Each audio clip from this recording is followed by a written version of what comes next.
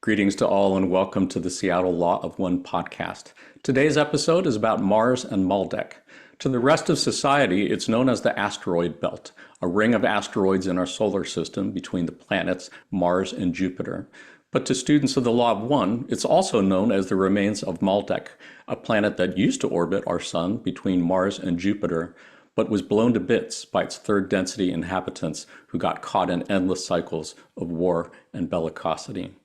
And like Maldek, it would appear that Mars also had third density inhabitants who also got caught in endless cycles of war and bellicosity that ultimately rendered their planet uninhabitable. And as if that weren't interesting enough, it would appear that the majority of souls incarnated on Earth at this time came from Mars, Maldek, or other civilizations that destroyed their worlds through, you guessed it, endless cycles of war and bellicosity. So how does what happened on Mars and Maldek explain so much of what we see happening in our world today? And how can we help keep planet Earth from suffering a similar fate? Let's find out. My name is Jonathan Tong, and I am facilitator for the Seattle Law of One study group.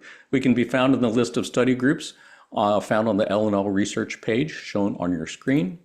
We do also have a Facebook group, and we do meet on Zoom twice a week. Tuesdays from 3 to 5 p.m. Pacific time, Saturdays 8 to 10 a.m. Pacific time. You don't have to live in Seattle or anywhere near Seattle to join our Facebook group or Zoom sessions. Anyone who's interested and available is welcome to join.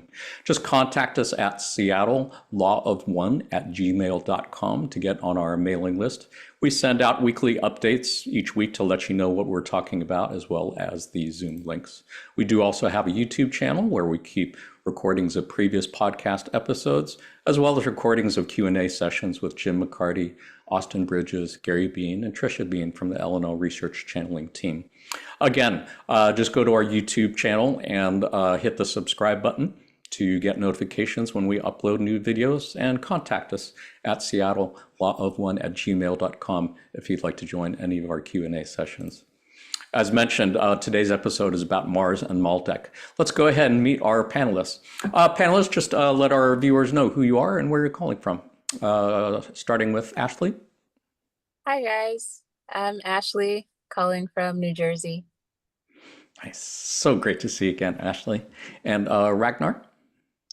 Ragnar calling from Olympia, Washington. Nice. So great to see you again. And Katrina? Yeah, hi, I'm Katrina, and I am calling from Portland, Oregon. Nice. Well, it's so great to see all of you here. I am really looking forward to our conversation. And I did want to remind our viewers, as always, none of us here are experts or authorities on the Law of One. We are just normal people like you, just talking about things of spiritual nature that seem important to us. Anything we say could be wrong, and you're welcome to disagree with anything or everything that any of us say. So I will say at this point, if you are already familiar with the Law of One and the entity known as Quo, you might want to go ahead and skip ahead to the chapter on Mars.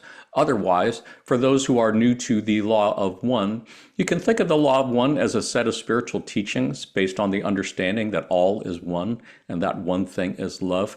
More or less everything else that we look at today and say is going to be some variation of that central statement. It's also worth noting that all of the passages that we're looking at today came to us through the process known as channeling. You can think of channeling as a form of telepathic communication between humans and entities such as angelic beings, extraterrestrial beings, spirits of deceased, higher self, inner planes entities, and so on. A channel basically serves as a mouthpiece for other entities to speak through. And in this case, those entities would appear to be of extraterrestrial origin. There are two types of channeling that have been done by our friends at L&L Research. Trance channeling is when the channel is in a trance state, meaning they're subconscious or unconscious as if asleep, meaning they really are not aware of what they are saying, kind of like talking in their sleep. This is how contact was made with the entity known as Ra back in the early 1980s. Conscious channeling is when the channel is in a conscious but deep meditative state, meaning they are only somewhat aware of what they are saying, kind of like speaking and half asleep, half awake. This is how contact was made with the entity known as Quo, beginning back in the mid-80s and all the way up to present day. So who is Quo? You can think of Quo as a group entity made up of three social memory complexes, Ra at sixth density, Latwii at fifth density, and Hatan at fourth density. You can think of a social memory complex as a planetary consciousness. It would be as if the entire human population of Earth merged into one group mind. What are densities? You can think of densities as different levels of consciousness, different levels of reality. Just imagine that the elements of earth, air, fire, and water had some primitive form of consciousness, as many Native American groups would say they do. You can think of that as a first density first density. You can think of second density as the level of consciousness of plants or animals. Clearly a quantum leap above the level of consciousness of earth, air, fire, or water. You can think of third density as the density of humans and cetaceans like whales and dolphins. Again, a quantum leap above the consciousness of plants or other animals. You can think of fourth density as the level of consciousness of social memory complexes. Again, a huge quantum leap from the consciousness of an individual human being to the consciousness of all human beings merged into one.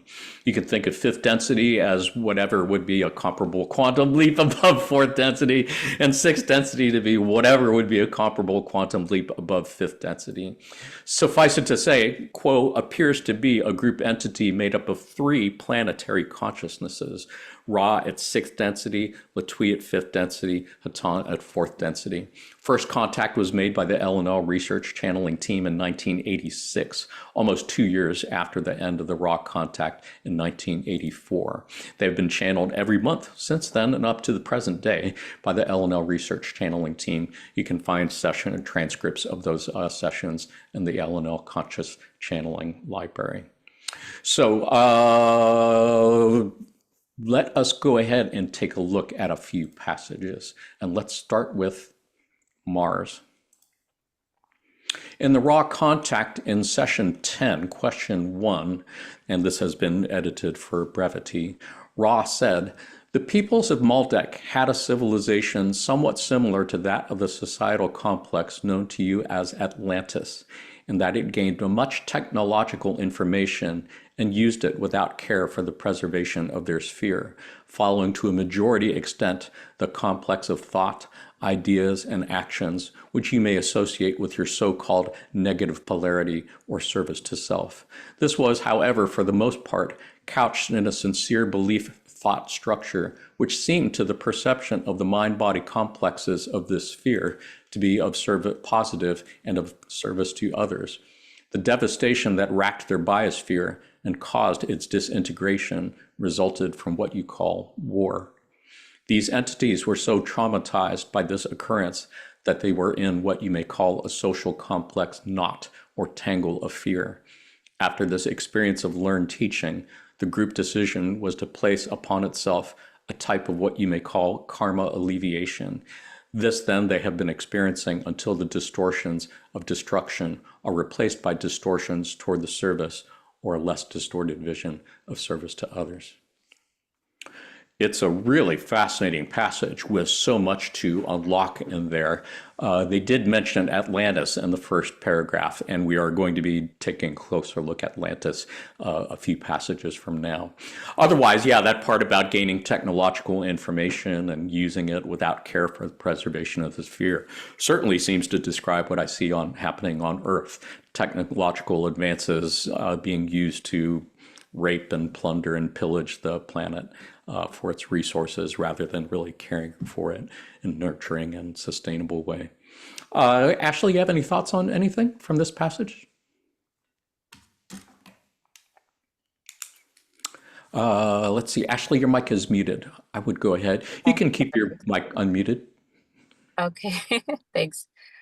When I first read this passage, I was struck by the idea that they thought that they sincerely thought that they were being of service to others, that they were thinking that they were of a positive nature.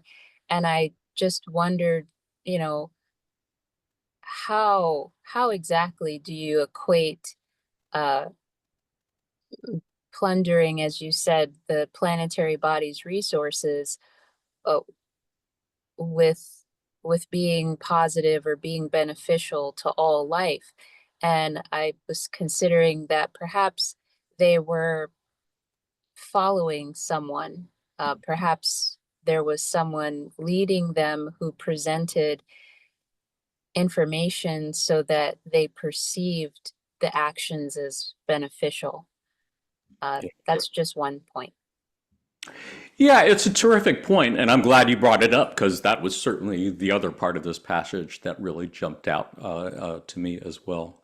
I think the only thing I could think of in response to what you're saying is that as how Quo has talked a lot of times about what they refer to as our great ape ancestors and these tribal instincts of looking out for the clan, looking out for the family, hoarding scarce resources. And I would guess, a lot of what I just characterized as plundering and pillaging the planet could be seen from those eyes as, hey, it's what we do to take care of our families, and this is how we do things, and we're meeting basic needs here. I don't know, that's just the first thought that comes to my mind. Ragnar, did you have any thoughts on that or anything from this passage? Well, it's interesting. Looking at the clan mentality and all that kind of stuff, I was having a discussion with a friend of mine somewhat recently, and it went into sort of political topics, and immigration is something that's really big on my friend's mind. It's kind of consumes his thoughts quite a bit, so he's got a lot of opinions on it. And the topic of borders came up, and because I was kind of insinuating that, the concept of building walls and borders is not a positive like active unifying love and all that kind of stuff. And he kind of stopped me there, and he and started to kind of give me like a little dissertation on how borders are loving. And I kind of found that it felt like, because to me, when you talk about borders, they're by definition an act of separation, not unification. And so Did he make any valid points on that? I felt like he had not um, taken his thoughts to their logical conclusion. Like there was only a surface observation, because when we look at, the concept of borders being loving, I mean, his feeling of them being loving was because they protect him. And I'm protected. There's bad people out there, and they want to come in, Right. and they want to, destroy our way of life. And I need the protection from that. And the border provides that. And that makes me feel safe. Right. And I think that's the way I usually hear it. It is about protecting borders. And again, it goes back to the tribal instincts of the great apes, which is protection and security and such. right. However, I feel if we really delve deep into the energetic core of that idea, we find that the concept of needing protection, even though it's definitely valid in the third density environment like this, and there's pragmatism there, and we need to acknowledge that. So not advocating we deal or do away with that, but we should become aware of the fact that the core vibration of that ideal is fear. It's based Right. in fear.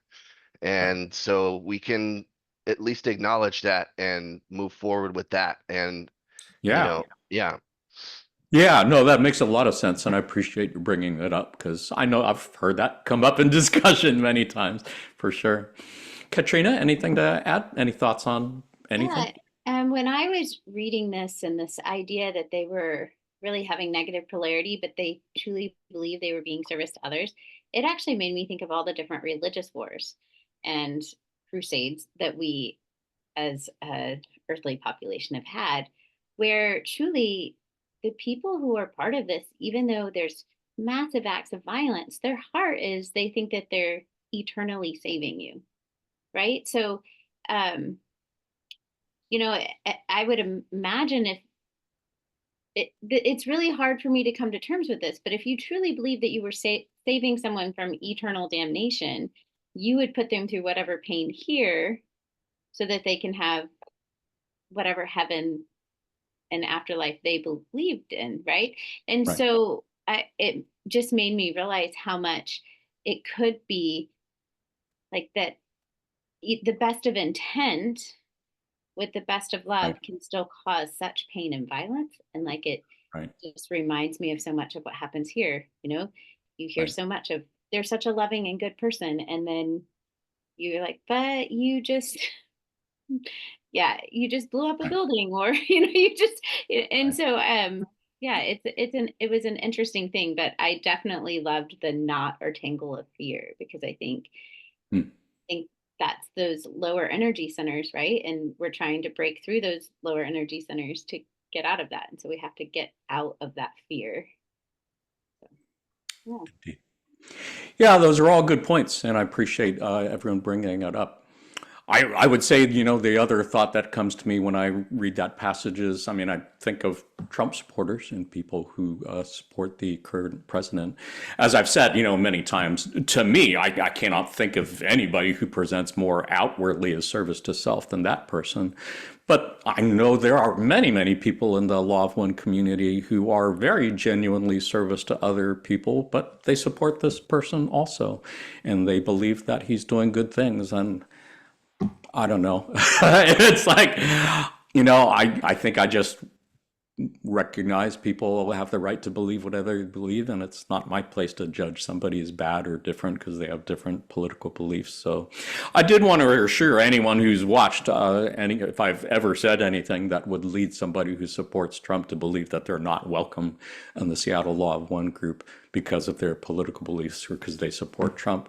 I want to reassure that everyone is welcome, but just know that I regard people as friends. If you're in our group, I regard you as friend, and part of that is being open and honest about how you feel about things that maybe hurt you or hurt people that you care about. Why don't we go ahead and take a look at another passage? Did anyone else have anything thoughts to share on anything in this passage? That's good. So this passage was from November 10th, 2022. This was also edited for brevity. And Quo said, we find the inquiry of whether this destruction was a self-conscious destruction that intended to destroy the planet of Maldek, or whether it was a circumstance of a lesser destruction, you may say, to be insightful and intriguing. And we believe that you may find inroads into exploring that intentional self-destruction that you have termed suicidal. The type of what has been described as weaponry, while we may not explore this in a technological sense, may better be viewed as an exploration and a study of the inner workings of the planet itself, and how a population upon a planet's surface may influence the very dynamic, meaningful, and living processes beneath the surface of the planet, extended down deep to its very core. This was both a technological and spiritual understanding that was gained that then allowed for the destruction of the planet itself. And the tendencies toward that suicidal notion were very much present in the inception of this destruction. It's a really fascinating thing that they're bringing out that I don't think I've seen really said in any other channeling sessions. But again, this is something that seems to resonate a lot with what I see happening. It seems like our whole social, political, economic structure is just one big suicide machine. It's like designed to lead to our own destruction, largely through, again, destroying our habitat. So much of what we do in the name of economy is clearly something that's hurting our planet and is clearly not sustainable. And yet we cannot keep ourselves from polluting our air and water and land and so on. Ragnar, any thoughts on anything here? I definitely see that. I mean, that's right front and center with what we see on Earth today.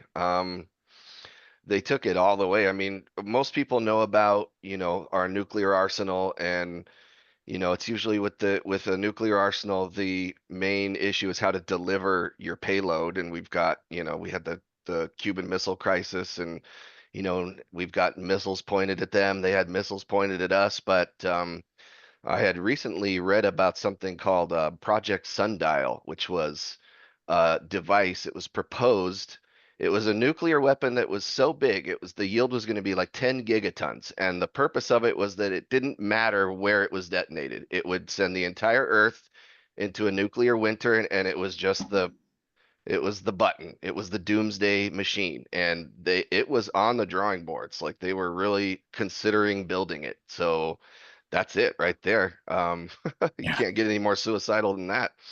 No, that's crazy, man. I never heard about that. That's nuts. Katrina, anything to add?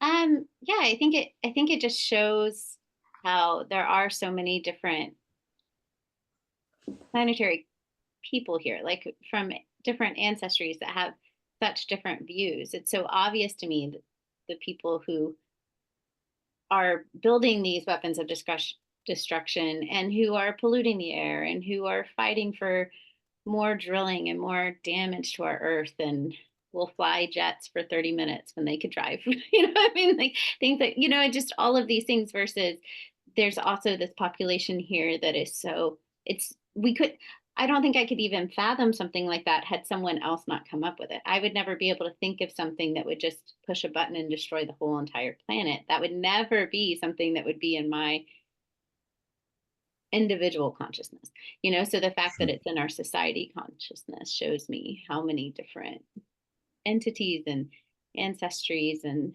spiritual realms that we have here, that just goes to show how much we need more love and light in our world to try to combat these other.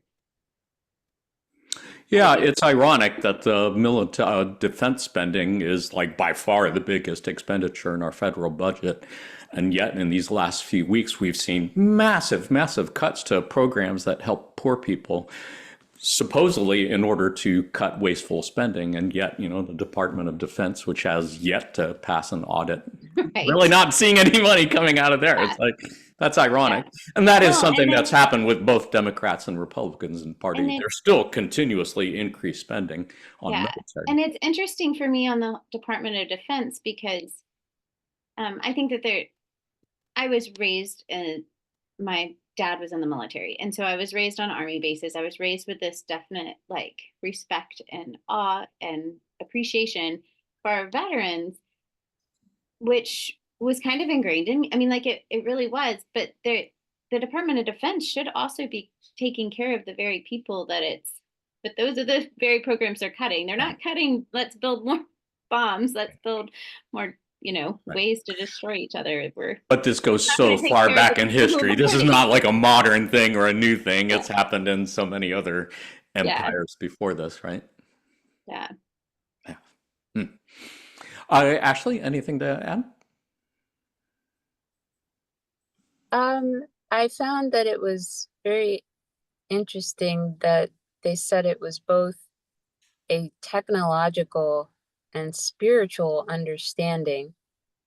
And it just made me wonder, what was the spiritual angle for them that they had? Let me look at it really quick, because the wording, this was both a technological and spiritual understanding that was gained that then allowed for the destruction.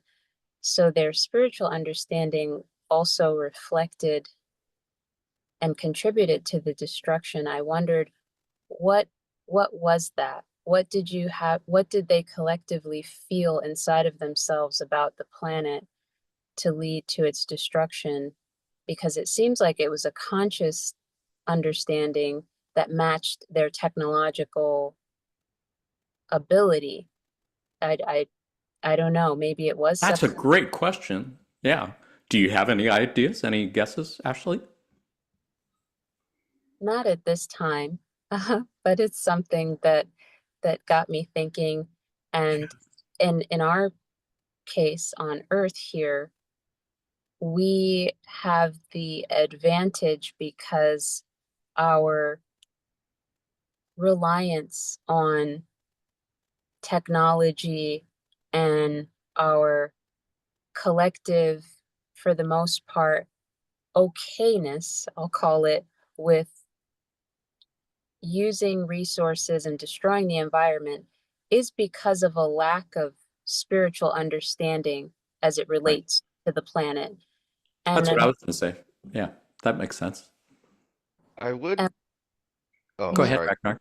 I would point out the line here because this is kind of jumps out in this part for me here, where it talks about how they studied the inner workings of the planet itself to an extent that they were able to influence the dynamic, meaningful, and living processes. So there had to be a considerable degree of like natural science, where they were looking into natural processes in nature and such, and there has to be some connection with nature, I think, to pursue those studies. So that may have been a good portion of what was going on there. And I'm sure, just like we have here now, there were scientists that were doing that for the love of it and for, the love of nature and such. And then that was later distorted and perverted and weaponized and all that.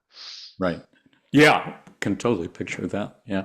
Yeah, the only other thing I might think of as far as the spiritual understanding is maybe it was service to self. They were using technology in conjunction with a service to self spiritual understanding to do what they did. That's just a guess. Katrina, you have any thoughts, ideas on that? Yeah, I think it, because we still, from the last passage, we know that they still thought that they were service to others. So it's interesting to me that they had this spiritual understanding of the planet, and like Mm, such a spiritual understanding of the planet, to mm, the point that they thought it was better to allow it to yeah, blow up. And yeah. then, when I think of my spiritual journey, all I think of is love, and like, and so they had to have believed that there was love in doing this. And so it's hard for me to process that part. And I think that's the biggest question that I keep coming to is, I don't understand how you see it as love, but I think that on a pretty regular basis and just try to have compassion. Well said. Well said. I did want to take a look at a couple passages about Mars. Does anyone here have anything they wanted to add on this passage before we move on? the last thing I'll say to finish the point I was making is that the fact that our collective spiritual understanding of Earth and the importance of nature, it's trending towards service to others here. There are many who are just not aware. Hmm. And because they're becoming aware, I do sense that we have an advantage because we're trending towards a spiritual understanding of Earth that is positive. That's Hmm. all. Yeah, I do find that encouraging as well. Very much. Good point. Let's see. Before we go on, I did want to note for those who are curious about how long ago this stuff happened, according to session 10 in the rock contact in question 1, they said that it was 705,000 years ago that Maldek exploded, and then about 500,000 years ago, or 200,000 years after the explosion, that Maldekians were incarnated on Earth in second density bodies for karma alleviation. And that it was about 75,000 years ago that Mars entities transferred to Earth, according to session 18, question 20. So let's take a little look at Mars. For those of you who are not familiar with this, Mars is the fourth planet away from our sun, as you can see in the diagram on our screen. And then between Mars and Jupiter is what we call the asteroid belt, but apparently the remains of Maldek. So with regard to Mars, also from that session on November 10th, 2022, Quo said, bellicose attitudes and the intention of aggression and harm between various populations on the planet of Mars led to a scenario in which there was a gradual decline in the biosphere due to literal destruction of ecosystems. This gradual decline was exacerbated as energies escalated, and weaponry and attitudes became far more destructive in nature as the desire for destruction grew. Thus, you may see a slow decline of both ecosystem and population for a matter of time that eventually concluded with a singular event that spawned a much quicker decline, that being what you would experience as a matter of months, because of weaponry that disrupted a central aspect of the planetary ecosystem, being that life-giving force of water and the cycle of water. Through this disruption of the cycle of water, there was a chain of events that unfolded in which the ecosystem itself deteriorated and the soul of the planet, as you may understand it, faded, thus resulting in a deterioration of what you would recognize as a magnetosphere, thus solidifying the lack of ability of life to again take grasp upon this planet. We reiterate that this catalyst of destruction is continuing to be processed and explored upon your own planet and within your own population, and you may draw correlations between what you witness upon your planet currently and its relationship to the planet as an ecosystem that unfolded upon the red planet. It would be as if they were talking about Maldek, because it just sounds like pretty much the same thing, just continual degradation of the ecosystems and the biosphere of the planet, and then the destruction of the soul of the planet. Sounds like the suicidal thing that we were just talking about before. Katrina, did you have any thoughts on anything here? When you had the visual up of where the asteroid belt was and then Mars and then Earth, it was so striking to me of how, I mean, I know we're not really that close in space, Right. but really in space time, I mean, we really are very fairly close. And it seems like it's just working its way down. And right, it's like, well, Malbec destroyed. And I wonder, there's part of me that wants to know if people from Malbec, if some of them went to Mars too, right? Like if they all came to Earth, or if they were split, somehow or another until, right? And My so, understanding is they all went to Earth. I didn't hear Yeah. about any of them going to Mars. But it's an interesting point. Are you saying that there's kind of a progression from like Maldek when I exploding? think about spiraling energy, it's almost like it's spiraling down. So what we need to do to try to make sure that life force spirals back up in more of a positive way. And then, when it talks about destroying the planet and the water, and to the point that population couldn't exist, I mean, I think about if you've ever been to any of the sites where atomic bombs have happened, it's just the destruction is just so obvious, like you can't even deny like that there was something, even if it was 50 years ago, you can't deny what it did to the earth. And so it's like I said, it's just one of those things where it's seeing it somewhat playing out again, even though we have more positive entities here, I believe, Right. I hope. It's just hard to see that you would go against your own survival for such destruction. Yeah. I think it's important to note that from a service to others perspective, blowing up the planet is a bad thing. So clearly folks who are on the service to others path would not want to see Right. that happen. Right. But there are people there are entities incarnated on Earth at this time who are in fact trying to graduate on the service to self path. And on that path, I can only imagine that, yeah, blowing up the planet, that's probably like, that's great. That's awesome. That would be, Instant. The yeah, big goals. That's yeah, goals. yeah. Yeah. Ashley, anything to add?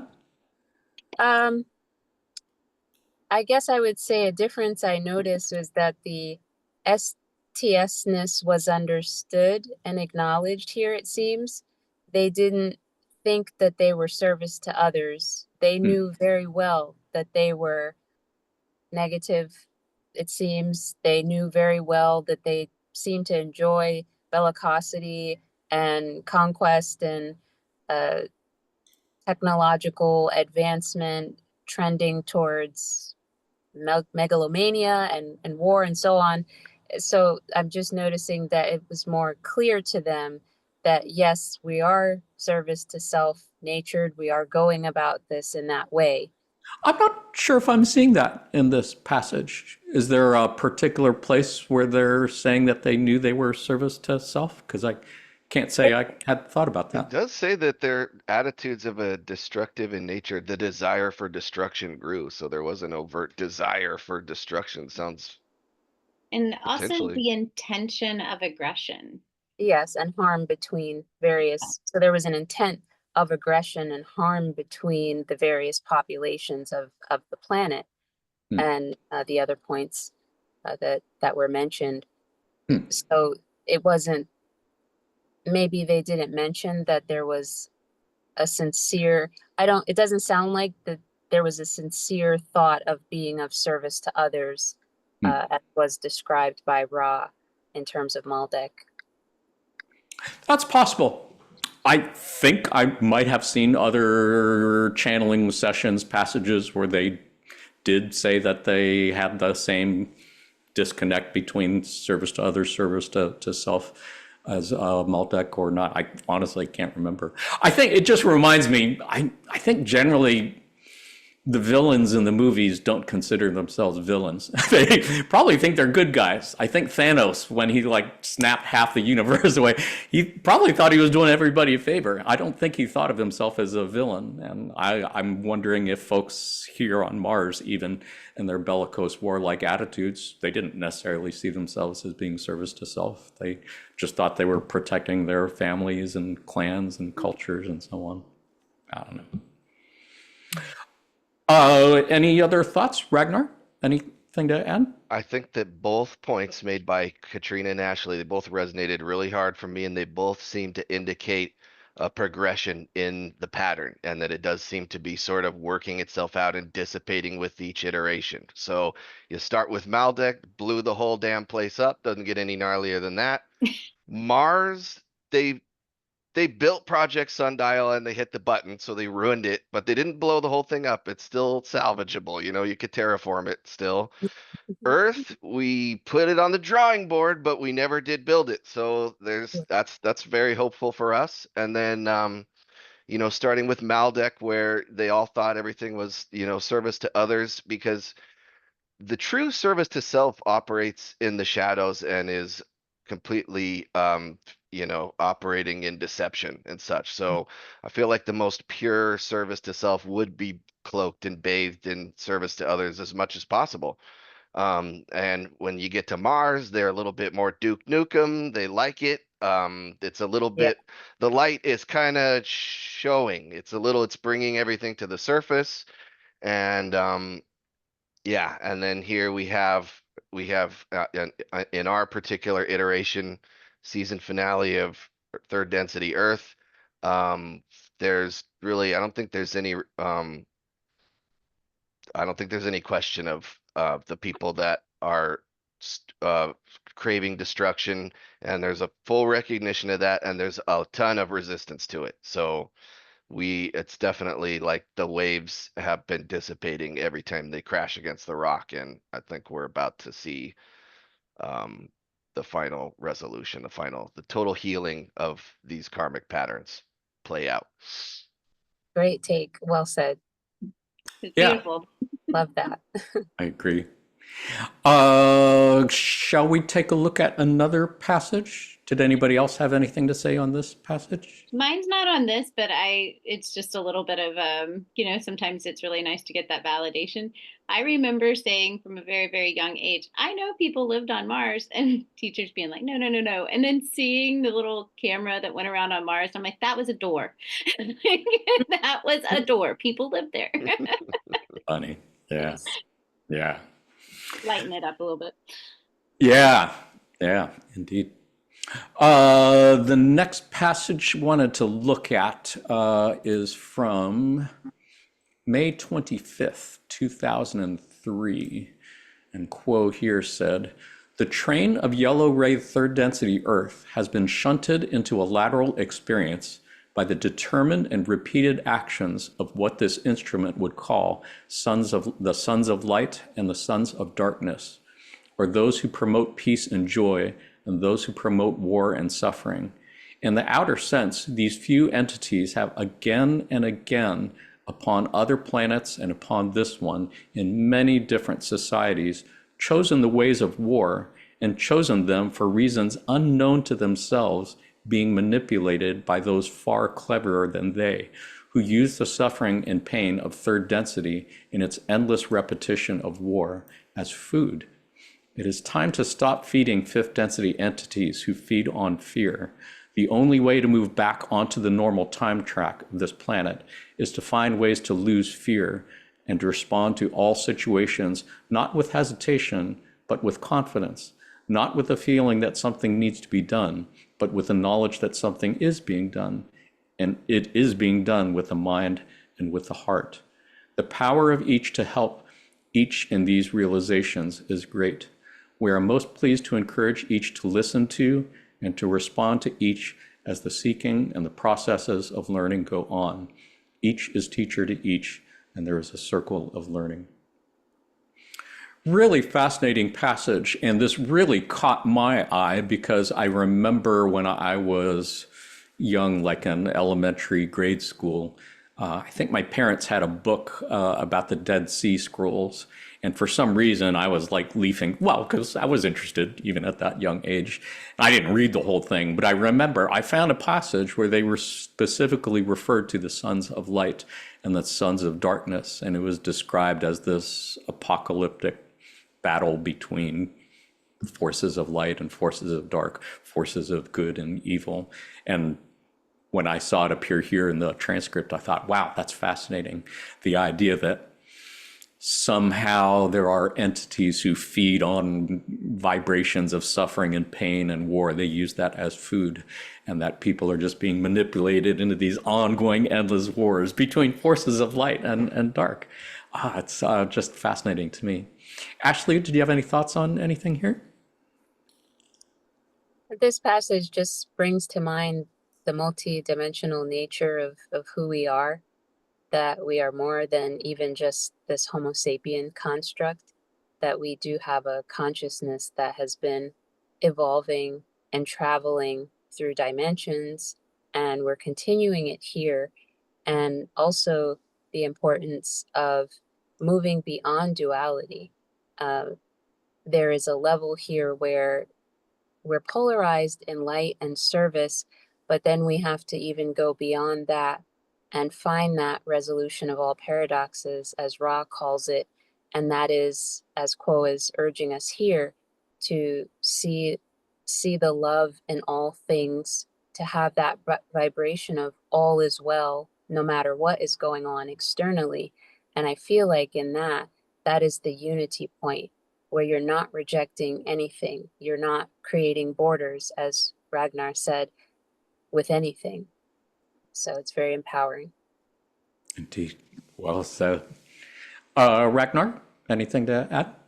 Uh, yeah. I'll go where I'm repping the Star Trek today. So, the concept of the time lateral is explored in I think every Star Trek series that they've done, where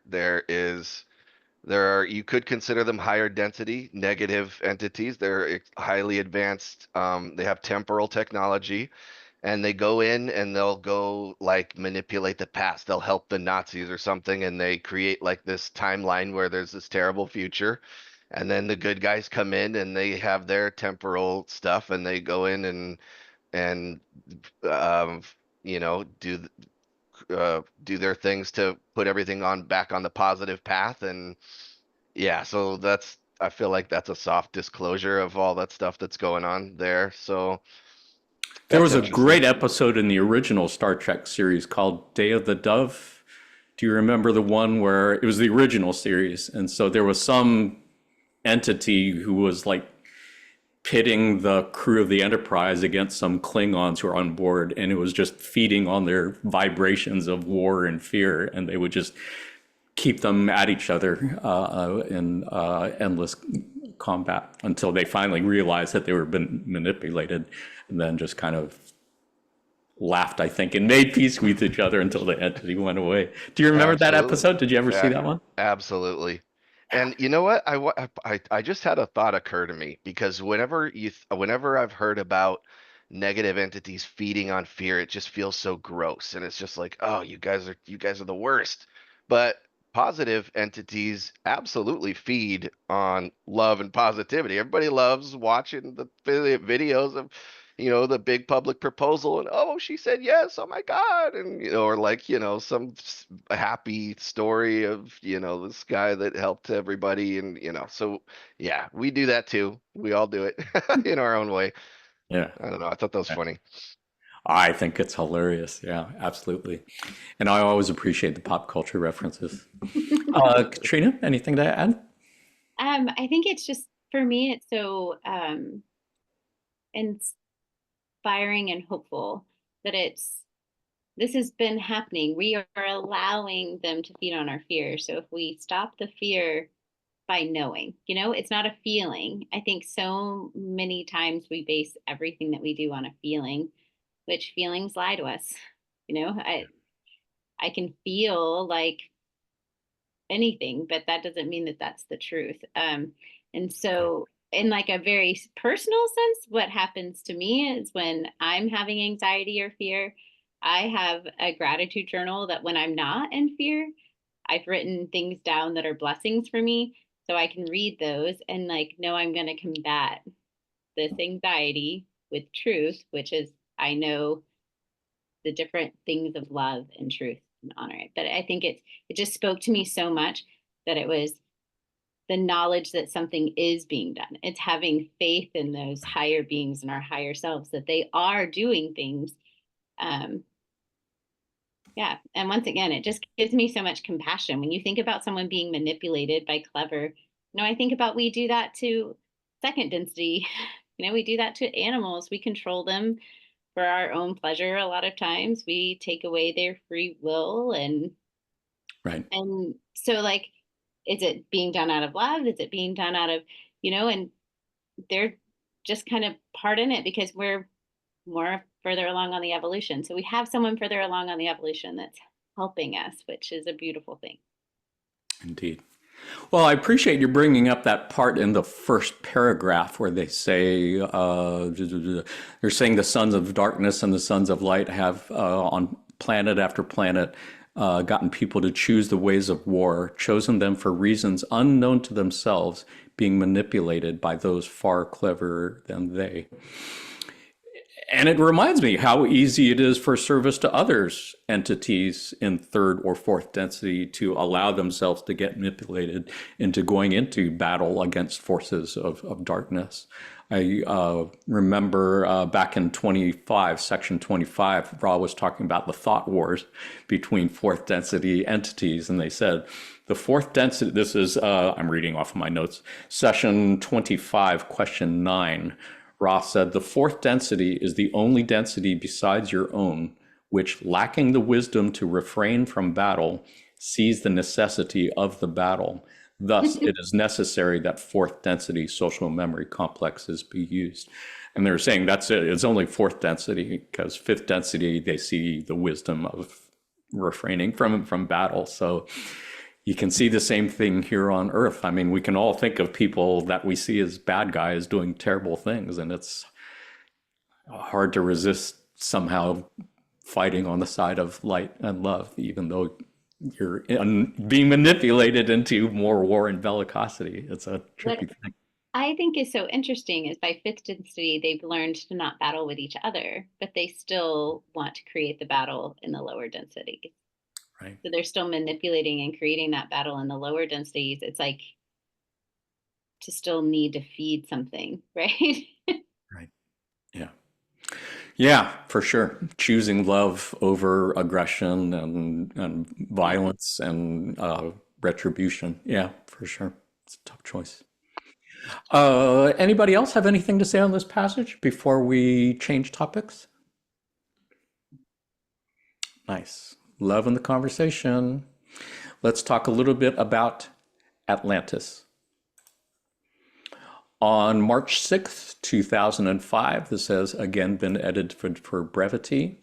Quo said, in attempting to graduate from third density to fourth, this planetary sphere has so often repeated a singular error that it has been unable to achieve a complete planetary graduation in a long time, much longer than has been experienced by most planetary spheres.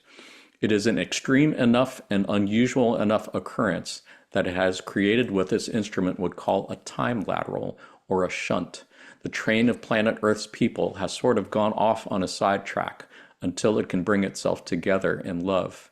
Instead, repeatedly, it has brought itself together in fear.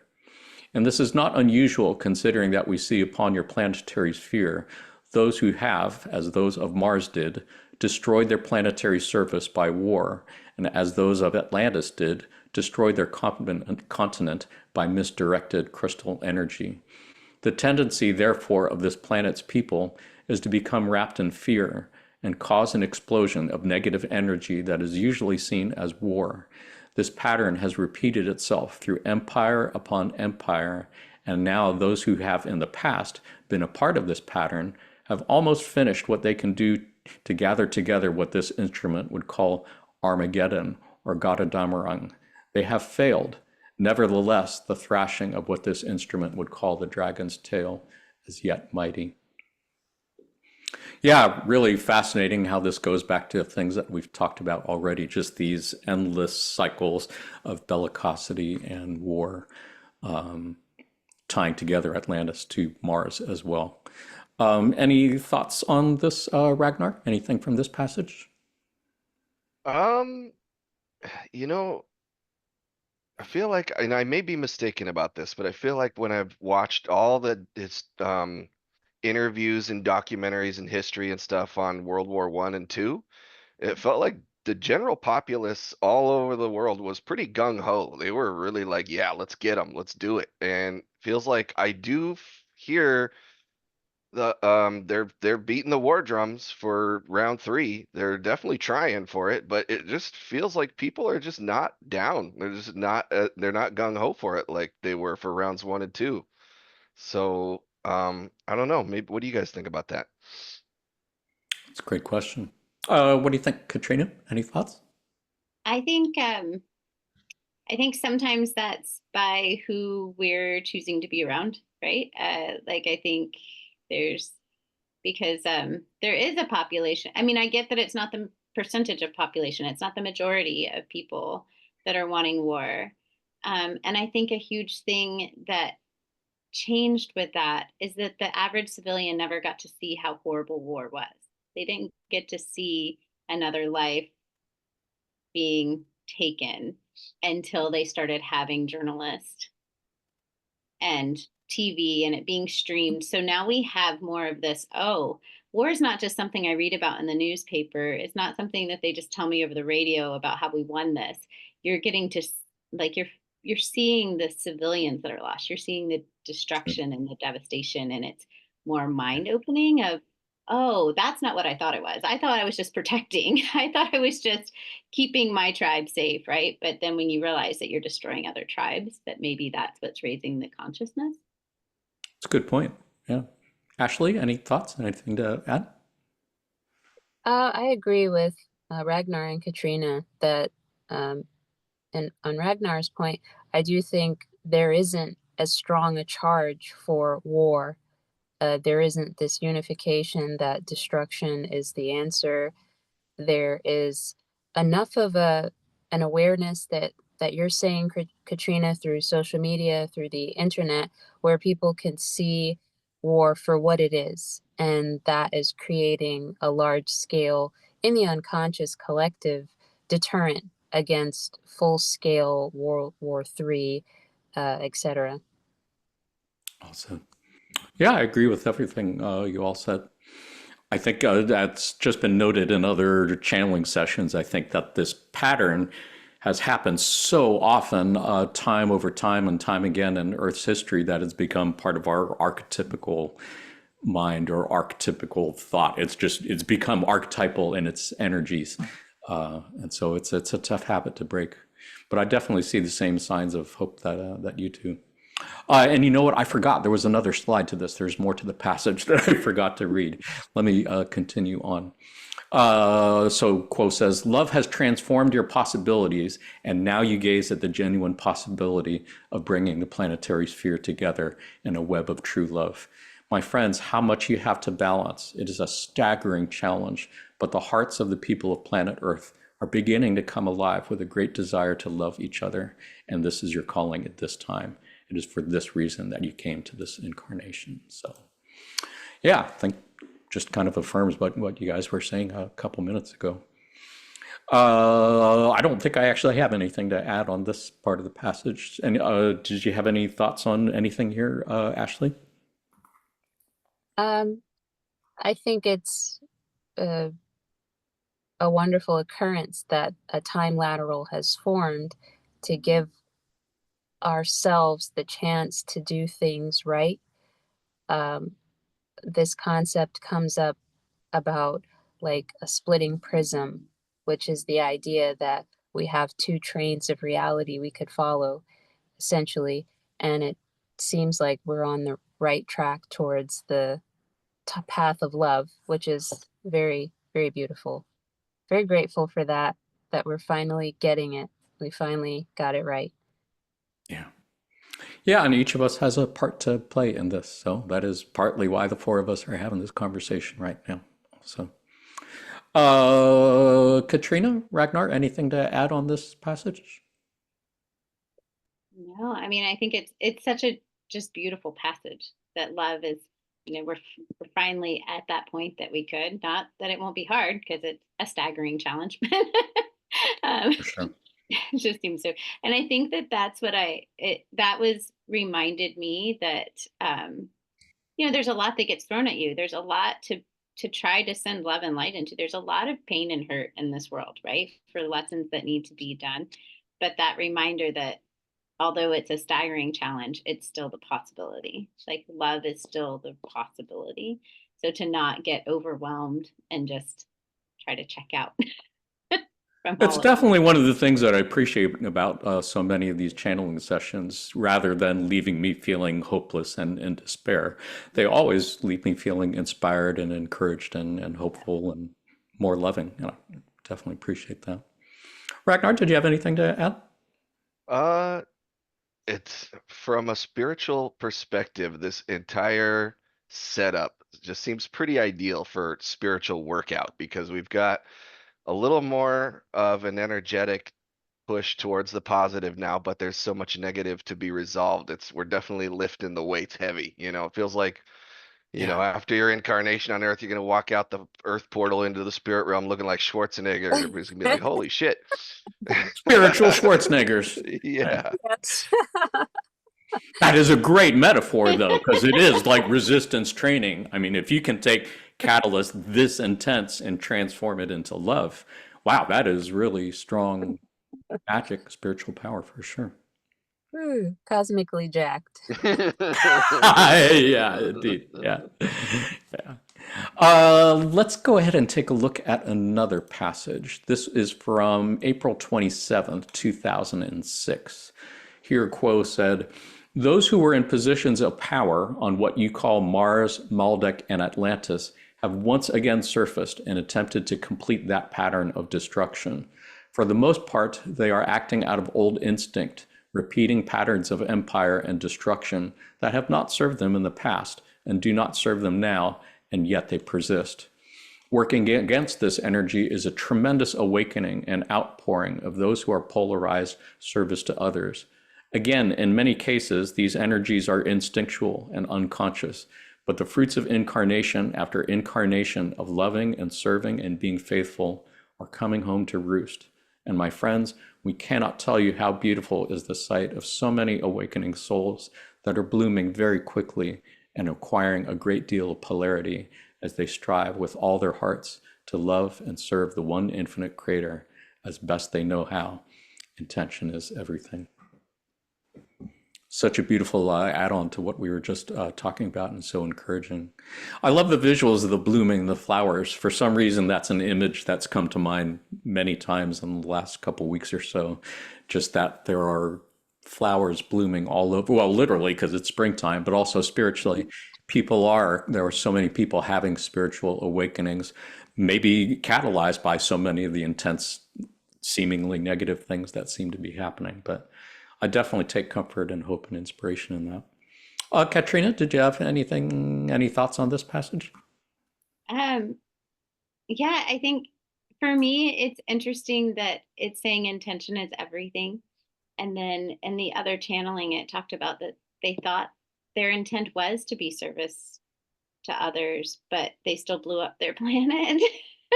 So, and it just goes to show that, like, if with the right and pure heart and the right intention of love, um, there's still beauty in that. And I think it's an interesting dynamic that, you can still have the karmic attunement that you have to do, but the intention is what really, truly, truly matters. It's a beautiful thing. For sure. For sure. Ashley, anything to add? I feel like it's very, mm, sometimes it can be thought that the STS forces are so intelligent and they've got it all on the ball, but it seems like they're just acting on instinct without truly reflecting on the nature of their actions and their outcome. Uh, they're they're just continuing old patterns and they're acting on their instincts, and they too are caught in this loop of doing the same things, and Quo says that it's didn't serve them then and it's not serving them now, and that makes my compassion come out, because it's like you're stuck too, you're trapped too, you're hurting too, and hurt people hurt people. So there's a part of me that thinks that what they're doing is to try to alleviate the cycle that they're stuck in themselves, and yet they don't yet understand that to break that cycle they need to do something different, which is love. So just a moment of compassion for the other side, the seeming other side. um, and For sure. then this one aspect of the text, oh, where was it? Yes, the act that we've been loving and serving and being faithful over several lifetimes, that it's instinctive, that is a huge comfort to me, because as a service to others person, you always want the comfort to know that you're doing the right thing, that you want to, there's just this thought that you want to do the right thing, and are you doing it correctly? But it's instinct. We know how to serve. It's in our body to know how to serve and love, so we can lean into that. That's all. Yeah, beautiful. Well said. Somewhere along the lines of what you were talking, I was remembering my favorite movie, Groundhog Day. I don't know if you guys have seen it, but there's that part where the Bill Murray character, who has to keep reliving the same day over and over and over again, he seems to be caught in this endless cycle. He keeps bumping into an old guy he knew in high school, and he gets exasperated because the guy is annoying and trying to sell him insurance or something. And so to get away, he steps off the curb and he keeps stepping into this really deep puddle of ice water, like halfway up his shin. And as he keeps repeating each day, he keeps making that same mistake. He keeps forgetting and keeps stepping into the puddle until eventually he learns to step around it. And that reminds me of what you're describing, Ashley. It seems like so many people are incarnated now because they keep making that same mistake over and over again. But you've been given one more chance to see if you can make better Yeah. decisions this time. Yeah. Ragnar, anything to add? Pop culture reference or otherwise? Sure, I'll give you a pop culture reference talking about awakening souls blooming very quickly. There are major cracks in the us versus them paradigm, and it's manifesting in lots of interesting ways. The one that comes to mind right at the moment is a YouTube channel that's really popular. I see it popping up all over the place. I think the guy's name is Jauma or what he calls himself. It's a white dude who lives in New York City, but he's like a language prodigy, and he goes to all these different countries and places, or like the little havens in America where these certain nationalities congregate, and he'll learn enough of their language to be sort of basically fluent in it, and he'll go and put himself into situations where they overhear him speaking the language or something, or he'll go, if there was one where he went to a nail salon and they're like, talking smack about him in Chinese or whatever, and then he starts responding, and they're like, "Oh, and it always just ends up being an exploration of culture and the mix of his Western perspectives and their culture, and it's always just very positive, and everybody's admiring each other, and everything's good and happy, and I'm just seeing more and more of that, and um, I'm I'm really I can't wait for the ET wild card to come play itself out more because it's coming. It's coming. It's definitely in the collective conscious. If you look at the last MTV Music Awards, there's a lot of UFO and alien references, and I don't know what's that one singer. There was like an alien that she macked with on stage, and Katy um Perry. uh yeah. And what's her face had like a UFO dress on. The girl that like just is like a phenomenon. I can't remember her name. Um, I don't know. wow, I'm Okay. really aging. It's okay. Taylor Swift. Taylor Swift wore a UFO dress, all this stuff. The other day in Target, I saw a Popular Mechanics, and the cover said, "We are not alone," and here's how we know.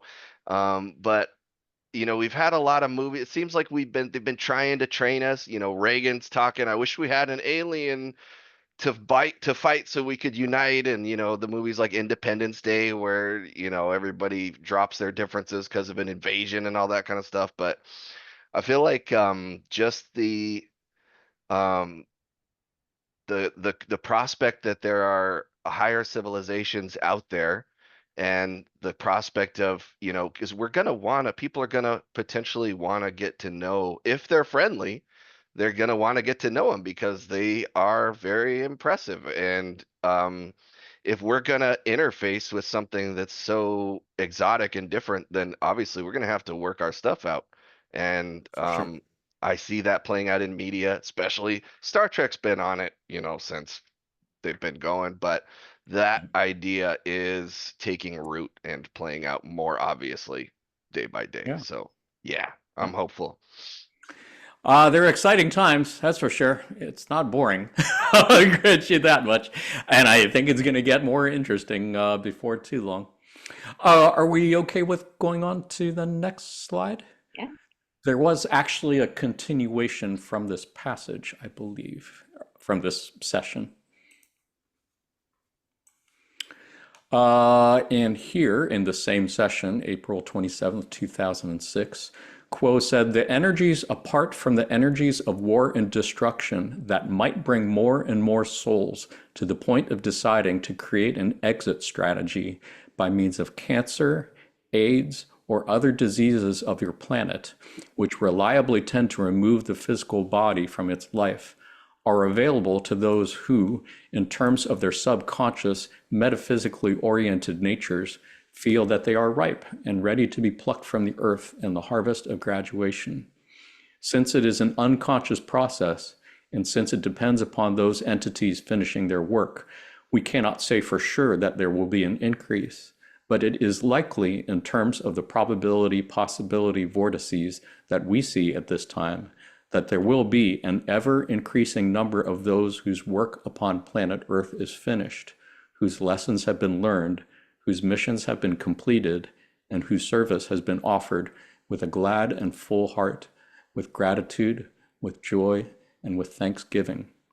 Consequently, trust when a death occurs among those near to you that this is very likely cause for rejoicing, for your friend or loved one has moved through the gates into a new heaven and a new earth, a new set of lessons to learn, and a new way to explore, being of service to the one infinite creator.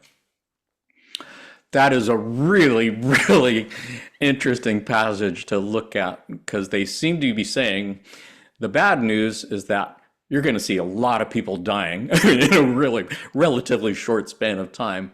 But the good news is, no matter how sad or tragic it looks, it's actually cause for celebrating because they have completed their mission. They did what they came here to do, and they're leaving with glad and thankful hearts.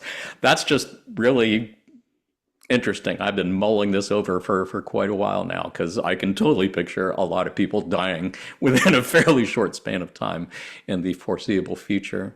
But again, I guess I find it encouraging that, okay, it might look like a really sad and tragic, depressing thing, especially if it's someone you know who's close to you. But seen in this light, then that would be cause for rejoicing. What do you think, Ashley? Any thoughts on this? I don't I don't remember reading this passage, so it's like Hmm. it's wild to think that so many other selves have already finished their service to planet and people, and are choosing something like cancer or AIDS or any other disease to exit the incarnation. Uh, yes, it is slightly comforting to know that it's because they completed their mission, what they meant to do on Earth. And it also makes me think that I we don't really know how the service to the planet that the one infinite creator is delivering through a specific incarnation, we don't know what that looks like all the time. I'm sure there's so many people who pass from cancer on a daily basis, and they're not living in an ashram meditating 50 times a day.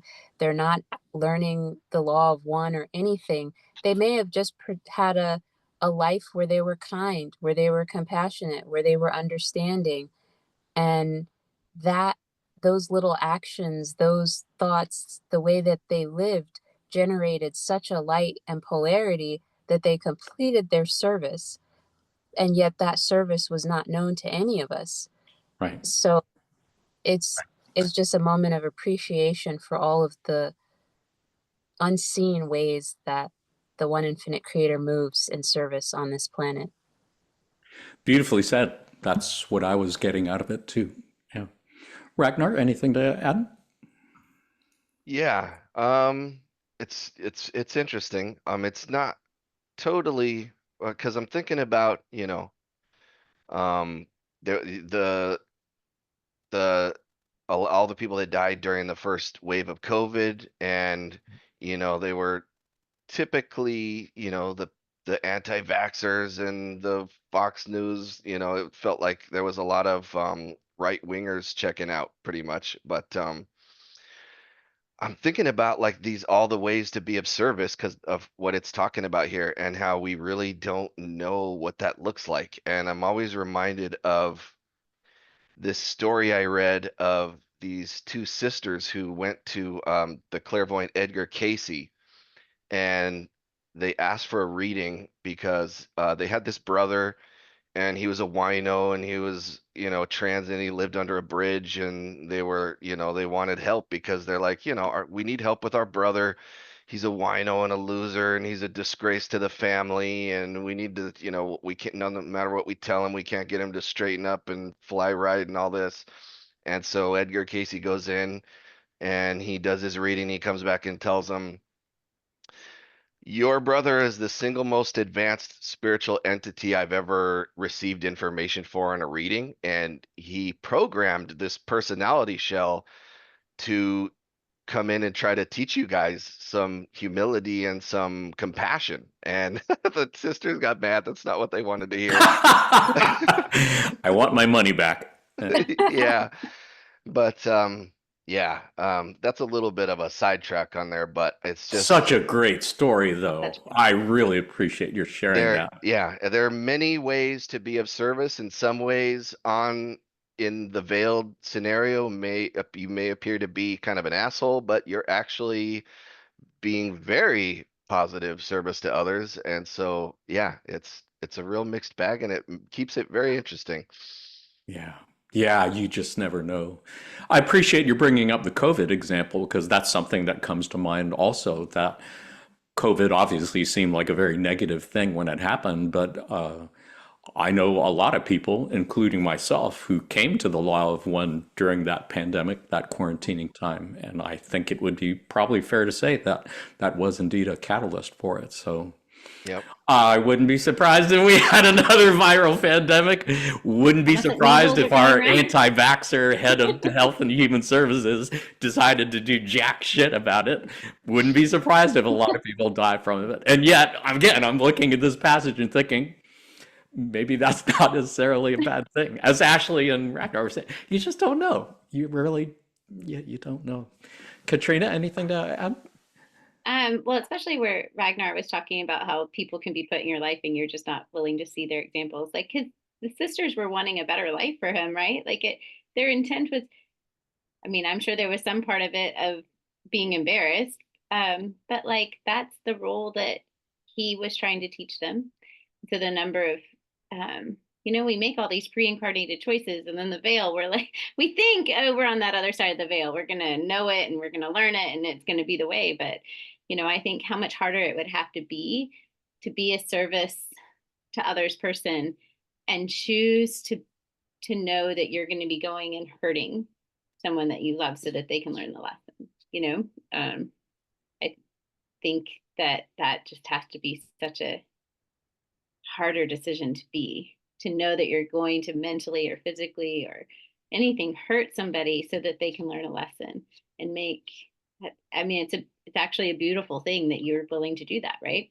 And so and the other thing that came to mind is when it talks about the cause for rejoicing when we die. It's a very biblical principle as well. So it was interesting, there's all these synchronicities between, Jesus and the Bible and things like that and the law of one, but it always comes to mind when I'm seeing them right there, as much as I want to try to avoid the church as much as possible. It's Yeah, there. yeah, I'm with you on that Always one. right there. Yeah.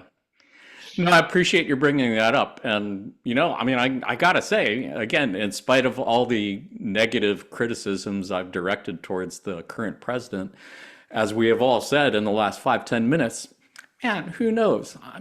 He seems service to self to me, but maybe he made a soul contract that he was going to come here and he was going to voluntarily become the object of so many people's hatred, at least, the people who didn't vote for him and such. But he would indeed be a catalyst for explosions of spiritual awakenings and harvests unlike any that have seen on this planet before. So I could be totally wrong on that. Yeah. The possibility of getting someone out of the sinkhole of indifference. You can only be indifferent for so long. He is a great catalyst for polarizing people. For sure. Yeah. Yeah. Yeah, I really appreciate everything that's been shared here. Anybody had anything else they wanted to talk about on this passage before we change topics to one more topic? I did want to say that this passage of like many people passing and there being a purpose, I don't know why, but my memory was jogged of a post by an environmentally conscious organization on Instagram, and they were talking about during the hurricane season, an island that had like a couple 100,000 was completely wiped out by a massive hurricane, which they attributed to climate change, and that all few 100,000 of those people perished in that hurricane. And I'm like, how does a few 100,000 people just dying in one day, like, what was the purpose of that? And now this passage puts that into perspective, that who knows what those people on the island were doing, what their service was. But if they all left en masse in that one event, then I'm grateful that they completed their service to Gaia and to humanity, and thankful for that. Yeah. Yeah, it's a real pickle because, I mean, you obviously don't want to be celebrating and saying that it's a good thing when anybody dies or there's mass death. I think just the point here is you don't know. You never know what the real story is behind it, anything. So humility, I think, was a word that somebody put out there not too long ago, and I think that is super important. Anybody else have anything they wanted to add on this passage before we change topics? Sounds good. Let's talk a little bit about, I did want to remind folks that we did in fact have a podcast episode on Atlantis. It was episode 12. Went quite a bit more into depth and detail on Atlantis, as well as the connections to Mars and Maldek. So check it out if you haven't seen it yet. Otherwise, let's talk about karma alleviation. Two passages. First one from April 28th, 1985. Quo said, "It is indeed the heart of what our service has been for a great portion of what you call time concerning your own planetary influence. Those of the Maldekian origin, as you have come to know this race, have in great numbers incarnated upon your own planetary sphere from the beginning of its third density cycle in order that they might make alleviation for their actions upon the planet you have called Maldek. Indeed, we especially encourage you in your stewardship of the earth, for there's a tremendous amount of what this instrument would call group karma, having to do with the fact that so many of those who are attempting to graduate from third density on planet Earth have in the past on Sirius, Deneb, Mars, Maldek, or Atlantis destroyed their environments. There is a great heart sadness amongst the entire human tribe concerning the destruction of Mother Earth, and it is very healing in your energy patterns as a people, wherever you live, to become involved in loving and serving your beautiful, fragile island home." Love both of those passages, and I think really it cannot be emphasized enough that having a loving relationship with the planet and caring for it and trying to lessen the effects of the aforementioned pillaging and destruction of ecosystems would be really great for the planet and great for everybody's karma, I think. Ragnar, any thoughts on either of these passages? I don't know why, but the loving and serving beautiful fragile island home just instantly reminded me of there's an effect there's a name for it, something that happens when you see the Earth from orbit. It's the overview effect or something, where you suddenly just have this instant planetary consciousness of how interconnected and fragile everything is. And I immediately heard in my head that astronaut Edgar Mitchell, Right. his quote, "You want to grab a politician by the scruff of the neck, drag him 250,000 miles out and say, 'Look at that, you son of a bitch.'" NASA's finest right there. Much appreciated. I totally understand where he's coming from. Mhm. Katrina, anything to add? I think it's just such a beautiful idea of this fragile island home, like it's hard for us to think about that we're on islands, right? But we are, even in this massive continent, it's still technically an island with water all the way around it. So yeah, it was beautiful. I think it's interesting that there's more information about Mars and Maldek and Atlantis, but we don't really have a lot about Sirius and Right. that I've been able to find in my research. Right. And if any of those people are here, anyway, yeah, it's an interesting. Oh, let's just throw some more in there. People who have thrown up their Right. planets. Right. Right. But, Well, Carla used to jokingly refer to Earth as a reform school for everyone who couldn't graduate third grade, third density on other planets. They got shipped here to planet Earth for one last chance. So it would explain why things are as wonky, as crazy as they seem, and why some people really seem to be like they're from another planet. Big time. And I do love the idea of not just individual karmic alleviation, but like as a population, us uniting together, because we are all one. So if I have karma, then that means you have, because we're all the creator and it's all love, right? And so I love that visual of that it's everyone's karmic alleviation. Indeed. Indeed. Ashley, anything to add? Like Katrina, I also had a moment of like interest because we don't know much about or really anything about Sirius and Deneb and what those civilizations were like, but I feel that it probably followed the same formula of going nuts with service to self tendencies and destruction of the planetary sphere. Again, it's just hopeful. It's very inspiring to know that right now we are entering an age where we're repairing, we're healing, we're coming together. And that's the purpose for this experience here, and that we are doing it. And there's something so powerful about connection with the planetary sphere, with Gaia. I feel that there is very important part of evolution where we understand the relationship that we have with the planetary body. That's a key. Absolutely. Yeah. Yeah, I just can't emphasize it enough. And it is really encouraging to see how many people really are showing that care and love for the planet and stewardship. I believe in the Atlantis episode of our podcast, we read through a passage where Quo said that transplants from Mars, I believe it was, were first put in the Middle East. And so they were really linking all of those different groups in the Middle East to Mars, and that the religions of Islam, Judaism, and Christianity are, you can see the warring between those groups in that particular region as kind of going all the way back to Mars. I believe there was another session somewhere where they said Deneb and Asia. I believe there was some link between those of Denebian descent being incarnated in the Asian continent part of the world. I don't know. Does anybody remember that? Had seen that anywhere else? Or Yeah, definitely Deneb. yeah, could be me. Could be Denebia. Think I had one more passage to look at. Anybody have anything to add on this screen before we change? Well, it's just what Ashley was saying about how we are coming together as a group. It reminded me of, I'm an 80s, 90s child through and through. And, I think we had the whole hole in the ozone.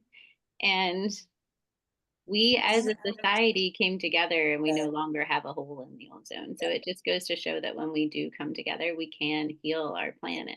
It's a beautiful thing. Sure. For sure. And I think that's part of the tug of war between STO and STS, because those entities who are trying to graduate on the service to self path are well aware of what you described. And so they really don't want people coming together. Their strategy is to keep people as divided and as constantly at war with each other in a constant state of fear and anxiety. So I think that explains why people feel as they do so much these days. Anybody else have anything to add before we change screens? Awesome. So this was on April 16th, 2006, and Quo said, "Your Earth shall become, in the fullness of time, a fourth density positive planet. However, there is a golden period that is coming for your people. It is a time when those entities who have graduated third density and who are very concerned with the karmic patterns of their past are going to be able to create a time of restitution on planet Earth. Those entities among you at this time that are attempting to graduate service to self will have moved on. Those entities who remain upon the planet shall be those positively oriented entities whose concerns involve restitution to this planet. There is another group of entities who shall be upon your planet for some time into the future, if they so choose. These are entities who are not able to graduate into fourth density or higher density if they are wanderers, but who yet feel that karmic pull and wish to make restitution, attempting more and more to refocus upon the needs of the planet and its resources. They will be wishing to clean its water, its air, and its soil. These entities are hoping not to graduate, but rather to go to a kind of summer school, if you will, where they can free themselves of the habit of carelessness. For it is a careless thing to misuse the environment. It is also a careless thing to misuse people, relationships, societal entities, and groups. So this is a time of great excitement and hope upon your planet. Many are attempting to graduate, and many who do not feel they can graduate at this time are attempting to make restitution so that they are free of the karma of having destroyed or hurt the planetary beings upon which they lived in the past." Yeah, that careless part, I think, is kind of what struck me most about this. It does seem a careless thing to continue polluting and pillaging the planet for its resources without any regard for taking care of the planet, or being careless about how others are mistreated or oppressed just because they're not part of your family or your tribe. You don't, people like that generally not to really care about pain and suffering of others until it's them or it's someone that they love. And I think that's a really key part of the lessons that perhaps so many of us came here to learn. Katrina, do you have any thoughts on this passage, either the first slide or the second? Yeah, I mean, I think it goes back to the intent that was talked about in several of the other passages. Careless implies not a lack. Like in my mind, careless means you really actually didn't have an intent one way or the other, Hmm. and so you're not even thinking about it, right? You're just kind of being flippant, and we've reached this vortex with our beautiful Earth that we can't be anymore. We need to start trying to heal the water, heal the soil, here, heal the air, and yeah, and it's this beautiful, beautiful thing of like knowing that we're preparing it for this fourth density um, social memory complex that's going to be coming. That Earth is going to be moving to fourth density, and that we're trying to prepare it for them in a way. Like it's a beautiful thing.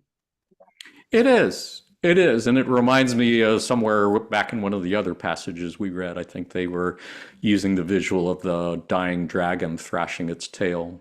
As they're saying here, the planet is going to be fourth density positive, service to self entities will have moved on. But until then, they're not going quietly, for sure. Right. They intend not to go quietly. So the implication I get from this passage is, yeah, there's going to be a lot of damage Yeah. done, and there's going to be a Yeah. lot of cleaning up to do. But they've said And already that a lot of the children born now are indigo children who, as they right. said, they already graduated, went on to fourth density, but they chose to come back to help with the transition. And that's a beautiful thing. It was also interesting to me, going back to my religious days, my Christianity days, like Revelations, it kind of always talks the opposite of this, that like it'll be heaven on earth, right? It talks about heaven on earth and the earth, but it talks about that all the good people will go to heaven on earth and all the bad people are going to go to, and so it's this weird level of like, wait, the bad ones are going to go. I don't know. It was an interesting dynamic of bringing them together in an opposite way, I guess. Yeah. Yeah. Yeah. Church doctrine. Always. That is something I've always had issues with too. And we can save that for another episode. Right. Ashley, anything to add? This passage just made me very happy because there's already signs of Earth of us being able to actualize fourth density Earth in our expressions. And I love that the entities that are among us at this time who want to be service to self, that they will have moved on. They're not going to stick around and make it difficult for us as we try to really step into our fourth density positive nature as a collective. So I'm glad that they'll be moved on. And I love that the focus will be just on loving and connecting with Gaia. That's so special for me. It's mentioned by quote in another passage, but there are wanderers who their one of their main purposes is to continue to evolve alongside the planetary body, to stay with Gaia as Gaia evolves. And I feel like I'm one of those. And so it's just so precious to me and special and fills me with happiness that there'll be thousands and perhaps millions of others who feel the same way and want to work with Gaia and stay with her and help with just the restitution of the heart. I've definitely picked that up from you before, Ashley, and I'm so happy and so thankful that you are here doing that work that you're doing. Just so beautiful. Ragnar, anything to add? I would say that on a hopeful note, the collective consciousness of our collective carelessness as stewards of the earth does seem to be coming to a crescendo. I don't know if you guys have seen, I don't know if it's his very latest, but A Life on Our Planet, David Attenborough. Most of his films are, just looking at nature and the animals and admiring and all that and documenting it. But this one was like, you should have called it Quit Trashing the Place, because the whole thing was just about. Yeah, I can totally picture David Attenborough saying that. Yeah. Yeah, that's pretty much what the whole movie was about. So yeah, it definitely seems like things are going in the right direction, at least energetically on that front. So hopefully we see those things start to be corrected in those, it's definitely in the energetic realm now. So it just takes a little time to see it manifest physically. Well said. Yeah, big fan of David Attenborough, but I have not seen that yet, so I will have to check it out. I think we are about ready to start wrapping things up. Did anybody else have any thoughts to add on this passage before we move on? There are, this ties into what you're saying, Ragnar, about there being energetic evidence of this trend of healing, but I would also say it is physical too. I saw a post recently about several different species who are at the brink of extinction, and they showed you what they look like, what the numbers were in the 1960s, 50s, 40s, etc. And it went from a few hundred to several thousand, and it was certain gorillas, rhinos, elephants, certain aquatic beings brought back from the brink of extinction. And I know even on a smaller scale in Jersey here, we almost brought the turkey vulture of all things to extinction, and they are nature's recycling bins, nature's garbage disposals. We need them really badly, and they were almost extinct, and now you see them everywhere. You see them at Target, you see them flying over everywhere, and I'm just so happy because they are nature's cleaners and they're back.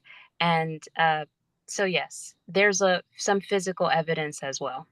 Hell yeah. What a That beautiful actually, story. Never heard that. that is a beautiful story. That also brings up to me, you brought up this change. I think it's also, I work in high school, so the biology class now, when I took biology, it was very much so like dissecting, learning like the processes and stuff, but they're definitely learning about how do we urbanize when we need to without disrupting the life that's already there. And like that's the entire evolution process they're going through, like alleles and how we can save. They're trying to build this massive city outside of Phoenix that's pretty much going to double the size of Phoenix. And they're using students to try to come up with ways where the populations that are living there, mostly panthers right now is what they're focused on, to not do that. And I think, wow, how beautiful. Like we're doing this from a school standpoint of how do we fix this and not cause more problems and allow life to continue and work together in a Yes. meaningful way. Wow. So Nice. beautiful. Yes, yes. Yeah, and as someone who is working with youth up close and personal, thank you for your service to others in that sense. You are definitely planting beautiful seeds for fourth density. Thanks to any of our viewers or anyone else who's been a teacher as well. We're all teachers and we're all students in our own way, but public school is a little different story. Thank you for your service, all of you. We need you. So let's wrap this up. Where do we go from here? What are some good takeaway lessons, perhaps, for the last couple hours of discussion we've had? If you didn't know this before, knowing that the majority of Earth population actually came from planets and civilizations that destroyed themselves, now you know. Now you understand why people who seem like they're from another planet are in fact from another planet. Examining your thoughts, choosing love over fear and aggression, I would say, is a really important message. Part of the problem of these endless cycles of war and bellicosity we've been talking about is that people aren't aware of what they're doing. So examining your thoughts, and when you feel catalyzed to choose love over fear and aggression would be a great message. And maybe most importantly, loving, caring for the Earth, our beautiful home planet. And remembering that you have the power to save the world. Quo has used a term many times before in democracy of spirit to indicate that in time, space, and the metaphysical universe, everyone is equal. Everyone has equal power to save the world. So you person watching this on video, you have as much power to change the world as Donald Trump or Elon Musk or Jim McCarty or any great spiritual, political, whatever leader, just by being the best channel for the love and light of one infinite creator. You have the power to change the world or save the world. But probably most important thing to remember is that, yeah, the best way to change the outer world is to change the inner world. That's a very empowering message that I've seen many times. Ashley, any takeaway lessons of your own you want to add? Or any final thoughts before we have a pop quiz? Um, no, I feel like your takeaways were beautiful. Yeah. Nice. Thanks for being a big part of it. Ragnar, any thing you want to add? Any final thoughts, reflections? Stay positive. Think happy thoughts. Nice. Katrina? Yeah, the love over fear. Always try. Always try. And I love each of you. Thank you. Oh, love you too. Love you guys. Yeah, thank you. Thank you all so much for being here. It's been a really great conversation. And that means we are ready for a pop quiz, which is, of course, something we like to do just because it adds a fun way to end our otherwise serious discussions. And also maybe give you a little bit of pop culture knowledge to drop in the next conversation you have when you have to interact with normal people. So since today's episode was about Mars and Maldek, it would seem only fitting that we should have a pop quiz about Mars in the movies. Today, panelists, I'm going to quiz you on 3 different movies that centered on Mars. See how many questions you can answer correctly. As always, the points don't matter. If you had fun, you won. If you learned something cool and interesting about a movie that you liked before that you didn't know, you won as well. So your first question is about a movie that stars Matt Damon as an astronaut who is stranded on Mars and had to figure out how to survive until NASA could figure out how to get a rescue team to him. Anybody know what movie I'm talking about? The Martian. The Martian, indeed, with Matt Damon. That's a great movie. Have you guys seen it? No. It's a really good movie. I would highly recommend it. It's a really good story. And I think it is listed as one of the Hollywood movies that does best in terms of being accurate scientifically. A lot of scientists have looked at it. So your first question is, in what country were the outdoor scenes of The Martian filmed? Was it A, Tunisia, B, Jordan, C, Chile, or D, Namibia? What do you think? Panelists, you can just say your answers out loud. I'm going to say A. I'm gonna say Jordan. Oh, why? But C jumps out at me. Nice. Good guesses. Tunisia, I believe, is where the Star Wars movie was filmed, the first Star Wars, back in the late mid-70s. And I believe Chile is where Quantum of Solace, a James Bond movie, was filmed. And Mad Max Fury Road was filmed in Namibia. But indeed, Jordan is the correct answer on that one. Apparently there's a spot there that just has that sand and landscape that looks red, like Mars, that has been used in many other movies as well, including Mission to Mars, Red Planet, and Last Days on Mars. So if you didn't know that, now you know that. Your second movie stars Arnold Schwarzenegger as an ordinary guy in the not too distant future who goes to a company that implants fake memories in the mind as a way to take a virtual vacation. But when he chooses to have fake memories of being a secret agent on Mars implanted, he discovers that he really was a secret agent on Mars and his otherwise ordinary life was fake memories. Anybody know what movie I'm talking about? No. Total Recall. Total Recall, indeed. Yes. It's a great movie. Really do highly recommend it. Yes. It was another movie based on a Philip K. Dick book, like Blade Runner and Minority Report and other ones. So the question here is, who did producer Dino De Laurentiis originally want for the part of Douglas Quaid, aka Randy Houser, in the movie Total Recall?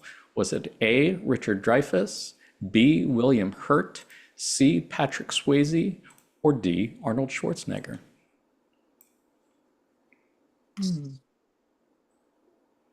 This is always a favorite pop quiz question as we try to imagine like what a movie would have been like that we liked if it had a different star. And oftentimes it is the person who was starring who was the original first choice, and just as often, if not more often, it was not the case.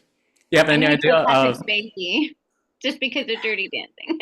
Yeah, Dirty Dancing on Mars. I would pay to see that. Yeah. What do you think, Ashley I'm Ragnar? gonna go with B. William Hurt. Nice. Great actor. No longer alive, but great actor. Ragnar, any guesses? I'm gonna peg A just because no one else has said that, so. Well done. The correct answer, in fact, is indeed A, Richard Dreyfuss, who I think was one of his first big roles was in the movie Jaws. Apparently, the producer's initial vision of the film's hero was more in line with how it was in the Philip K. Dick book, meaning he was just a schlubby office drone who was dreaming of a more exciting life. But somewhere along the way, they decided they wanted a more masculine, virile person for the role. But the names William Hurt and Patrick Swayze, they both actually came up for discussion until Arnold Schwarzenegger, who was super interested in the role, came in and basically bought the rights to the movie and wanted to star in it himself. Wow. Great movie, though, if you haven't seen it. Yes, highly recommend it. Your last movie is directed by Tim Burton, who also directed Beetlejuice, Batman, and Nightmare Before Christmas. Features his quirky, comical take on a Martian invasion of planet Earth. Anybody know which one that is? Mars Attacks. Nice, well done. Have you seen that one, Ashley? This is the one movie out of the three that I haven't actually seen. A long time ago, yes. Was it I've good? seen Did you like it? Parts of it with my kids, like parts of it. Nice, nice. Do you remember, Ashley, who played the role of President of the United States here? No, Well, I don't remember. your question is, who was originally cast to play the President of the United States in Mars Attacks? Was it A, Bill Pullman, B, Morgan Freeman, C, Stanley Anderson, or D, Jack Nicholson? Oh man. Take gonna a go guess. B. You can consult with your higher self if need be. I'm gonna go B. I'm not. I'm gonna go with D, Jack Nicholson. Nice. I'm ruling out Bill Pullman because that's Independence Day, but I would like to see D, so I'm gonna hit D also. Yeah. I would also like to see a shine. You gotta be a straight shooter, do you got it? Yes, indeed. Well, Jack Nicholson was, in fact, the actor who played the President of the United States in Mars Attacks. But the correct answer to the question is none of the above. Warren Beatty was initially cast to play the part, but he dropped out, although his wife, Annette Bening, stayed in as a cast member. But yeah, you're right. Bill Pullman was the president in Independence Day. Morgan Freeman was president of the United States in Deep Impact, movie about Earth being hit by a colossally huge meteor. And Stanley Anderson is the one who directed Armageddon, which was also another movie about Earth getting hit by a catastrophically huge meteor. Warren Beatty, yeah, I don't even, do you guys know who, Ashley, you're probably too young to know who Warren Beatty is. Do you know Warren Beatty, Katrina? I would have to see a picture. I'm really horrible with names. Do you remember him? Did you know him at all, Ragnar? The name does ring a bell. I'm gonna bring up a picture though, because I'm here. Okay, I've seen him before, but not really. Yeah. I guess we're talking to the over 50 members of our viewers, indeed. Warren Beatty was a super popular male sex symbol actor in the 70s, I think. He was kind of the Brad Pitt of his time, I think it would be fair to say. So having him play president actually would be pretty good because he was actually fairly good as a comedic actor as well. But yeah, I mean, who can beat Jack Nicholson as president of the United States? I would vote for Jack Nicholson to be president of the United States. I would I think indeed. I would vote for almost anybody. Indeed. Well, panelists, want to thank you for being here. Thank you for all you've done and continue to do in service to others. To all our friends at L&L Research, thank you for all you've done and continue to do in service to others. To everyone who is watching this on video at some time in the near or distant future, thank you for all you've done and continue to do in service to others. We are sending you our love light and receiving yours. Until next time, in the love and light of the one infinite creator, Adonai, namaste. Adonai.